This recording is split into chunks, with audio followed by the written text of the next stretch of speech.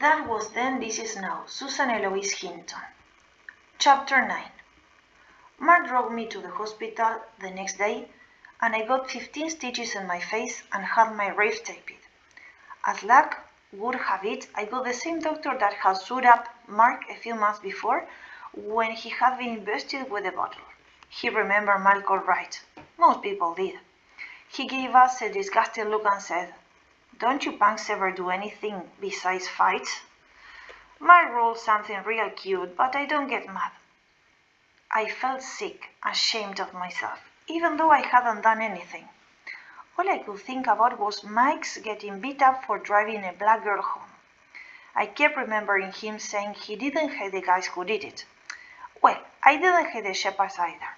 I tried to explain this to Mark as we drove home. I was so wrapped up in what I was trying to get across to him that I startled when Mark suddenly burst out, "What you trying to do to me, Bryon?" "What?" I said, confused. Mark had turned white and his voice was shaking as if he was about to cry. I couldn't believe that. I had never seen Mark cry except from physical pain. "How do you think I feel, man? You won't let me get the shepherd for you, and here you are giving me this song and dance about how you don't feel bad about getting beat up. You think I don't know they beat you up for something I did? And here you are, practically saying you had it coming when it was me who cut Angela's hair. It was me who planned it, and me who did it. And it's you who gets beat up for it. Like that damn fool Mike. He feels like he had it coming, feels guilty for something somebody else did. Man, this is sick. How do you think I felt, finding you lying there in the yard? I knew it was the shepherds. If they had killed you, it would have been my fault. That is get eating me up, Bryon, and you won't even let me get even for you." He was crying. I just went sick inside. "Mark, it ain't your fault. It's just that I am sick of fighting. I am sick of this circle of beating up people and getting beat up. It's stupid." I reached over and gave him an easy punch on the shoulder. "I ain't dead, man. There's nothing to worry about." Mark took a deep breath, and even though his voice was normally, he was gripping the steering wheel so hard that his knuckles were white. "I don't know what's the matter with me. I never worry about what if. I never did until me and Terry came home and found you lying there ashamed up. Then I think, what if? And look what happens to me." He shrugs. "You don't want to get even with the shepherds. That's your business." We just couldn't get through to each other. He didn't understand why I didn't take fight anymore. I didn't understand how he could accept everything that came along without a question, without wanting to change it. Mom really had a fit when she saw me. She was well by then, back at her shop. I almost gave her a relapse. I had never been so messed up. A black eye she could take, stitches in my lip she could take, smashed ribs she could take. But not all at the same time. I was feeling so lousy that I didn't mind her fussing me. I pretended that it was her who made me go to bed, but I was glad to be there. "You want me to call Kathy?" Mark asked after I had been put to bed. "Yeah, you mind? He could get to a payphone and I couldn't." "Sure, I mind. Beating up the shepherds would be easier. But for you, buddy, I'll do it." He gave me this famous margarine. "I know she will be glad to hear from me." I tried to grin back at him, but it was difficult. It's pretty lousy to have the two people you care about most hate each other. I must have dozed off after Mark left. I felt pretty bad. The painkiller shots had worn off and I was running a fever. I don't know how long I was asleep, but when I came to, Kathy was sitting next to the bed. "Hi, Bryon," she said, and her voice and her face were so serious that for a daisy second I couldn't figure out if it was Kathy or Eminem. I really felt dizzy and drunk and confused. How do you feel? She asked. When I couldn't say anything, I just lay there and looked at her stupid like. All right, I said, which made me a lot of sense. I'm glad you are here. Are you? She said, and she was crying. There, I had both her and Mark crying within 24 hours. I must be really something. Kathy, I am really glad you are here, I said. I love you. Okay, she sobbed. Okay. Then she reached over and held my hand. I took a quivering breath and looked at the ceiling. That hadn't been so hard after all. If I could do that, maybe there were a few other things I could take care of. Well, Kathy, said finally, glapping back her tears, your mother says you'll be all right in a couple of days. She sort of half laughed. You just look so awful, Bryon. You look great, I said. She didn't really, I guess, because you never do see a girl who looks good while she's crying, except in the movie. But not me, she looked good. I'll be fine in a day or two. Then we can go to find M&M. I got a lead on him, I said. My mind was clearing up. Really? Like I hoped. This took her mind off me for a little while, and like I hoped, not much. Yeah, Mark says. He's seen him at this hippie commune house. Kathy looked shocked. One of those free love places? I don't think that's the right word for it. I couldn't help grinning. Anyway, he's been staying there. I went over to look for him yesterday, I think. I was still a little confused as to what day it was, or what time. He wasn't there then, but maybe we can find him. Don't worry, the place wasn't that bad. He couldn't have been in worse places. All right, she smiled at me, and I knew everything on earth, like whatever I said went, and it really made me feel good. Well, we'll look for him when you get better. She reached over and gave me a quick light kiss. Because of the stitches in my lip, this hurt, but not much.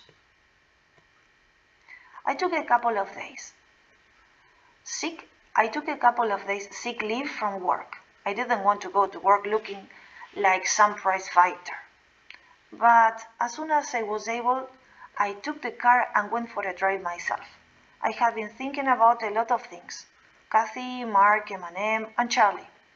I drove around for 2 hours before I finally made up my mind. I drove out to the cemetery, the cheap cemetery, where people who don't have money get buried. I hadn't gone to Charlie's funeral, but I knew where he was buried. I finally found his grave. This was not easy, since there wasn't much of a marker. There weren't any big headstones in the whole place. I went and stood in front of his burial grave. No flowers, no nothing. Just a place where what was left of Charlie lay. I said out loud, "Thanks for letting me use your car, Charlie. Thanks for saving my life." This wasn't hard to do. I wish I'd done it when he could have hurt me. I don't know. Maybe it was a dumb thing to do, but I sure felt better. I picked up Kathy 2 nights later and we went looking for M&M. Mark had gone out somewhere. He was spending more and more time away from home. Mom was worried about him. I could tell. By now she was also bugged about where he was getting the money he kept bringing home.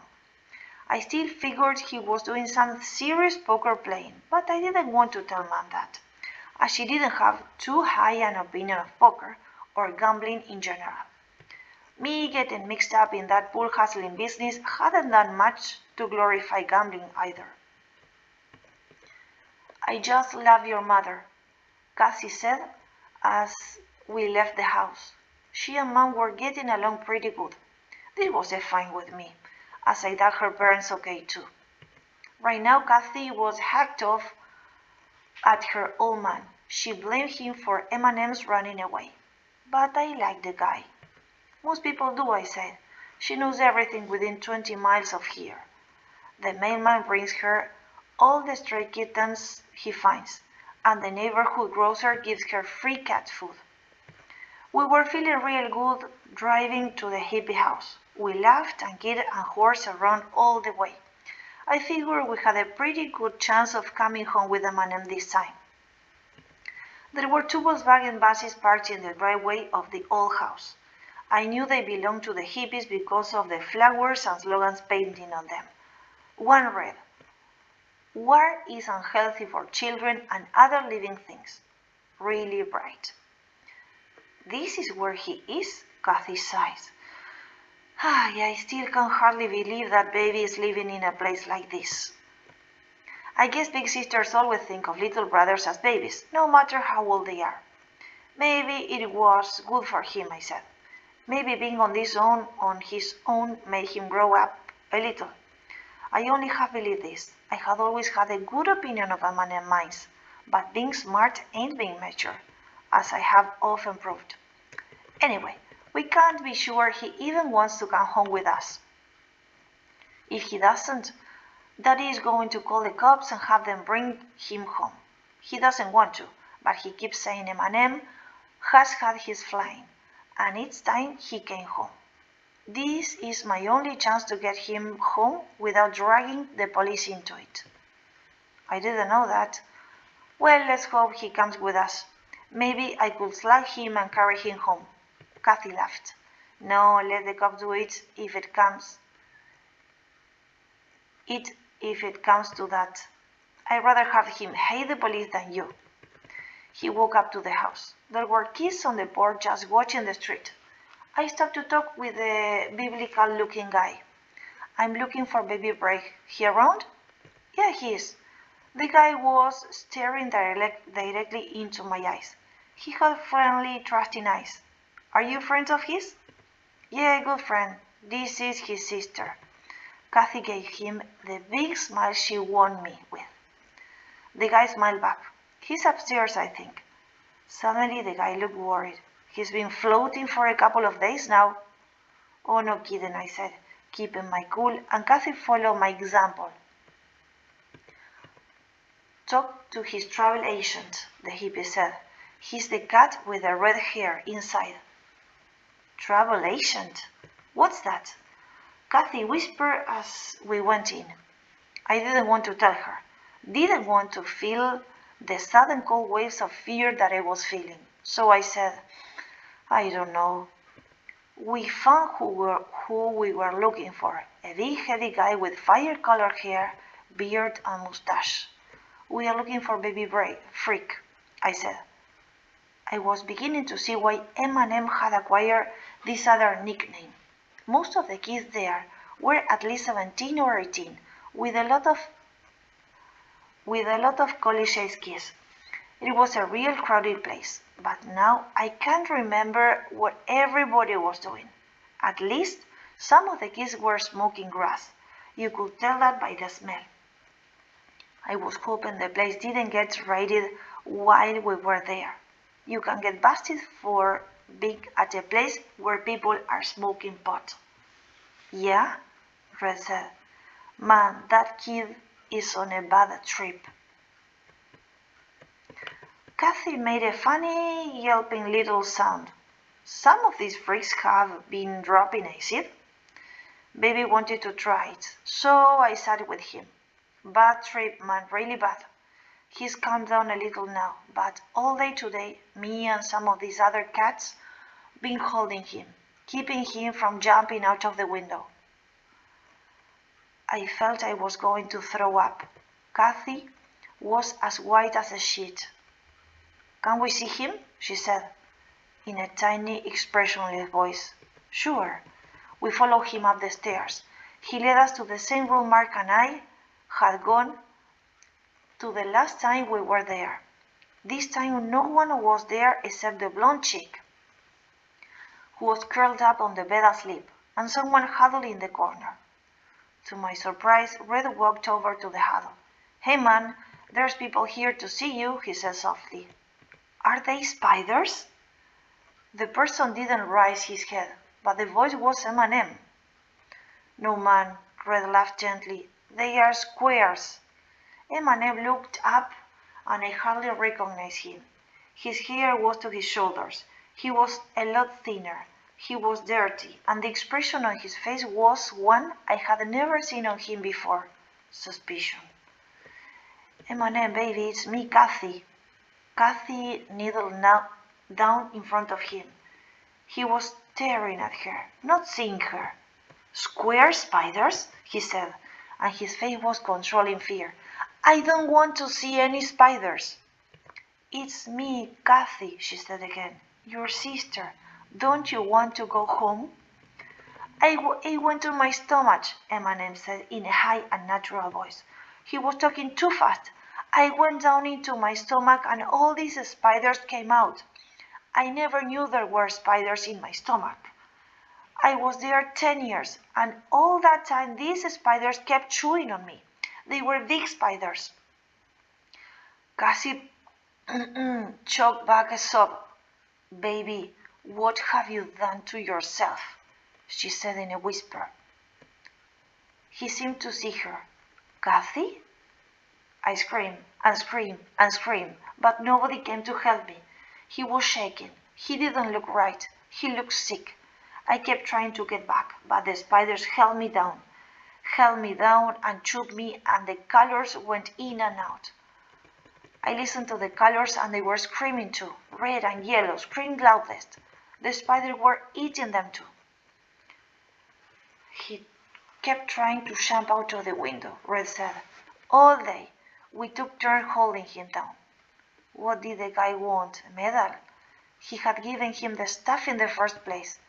Kathy, I said, we ought to take him to the hospital. She looked at me quickly. Hospital? Then she nodded. Let me call Daddy first. She looked at Red. Do you have a phone I can use? She followed him out of the room. There was this other color. M&M said to me seriously, but half afraid, as if he thought I'd turn into a spider any minute. I don't know its name. It's told me, but I forgot. It said I was being paid back for all the carrots I ate. I didn't know, I thought. I didn't know about the carrots before. I don't think it was my fault. He was crying. Tears were pouring down his face, but he hadn't changed his expression. He looked so thin and scared, not a bit like M&M I knew. Do you think I should be paid back for something I didn't know about? No, I said, clearing my throat. I don't think it was your fault. I put my arm around him and held him. He was shaking really bad, real bad. Kathy came back. Daddy's going to meet us at the hospital. Can you carry him? Yeah, I said. I picked him up easily. He couldn't have weighed more than 19 pounds. I'm so tired, M&M said. I was gone so long, and I didn't have any sleep. I carried him down the stairs and out of that house. Nobody made any move to stop me. Nobody seemed to care. Kathy drove us to the hospital. Halfway there, M&M started suddenly and screaming, Where am I? It's okay, kid, you are going to be okay. Where am I? He was screaming in terror. Why don't I know where am I? I was just sick. I didn't know how Kathy was managing to drive the car. I never felt so bad before. I just held on to M&M. There wasn't any sense in trying to talk to him. I felt then that he was as much as my little brother as Kathy's. That's how bad I felt. Mr. Carlson was waiting for us at the hospital. We drove right up to the emergency entrance, and there he was. I got out and picked M&M up again, but I didn't have him for long. Mr. Carlson took him and carried him into the hospital, holding him very close, very tight. M&M was telling him about the spiders.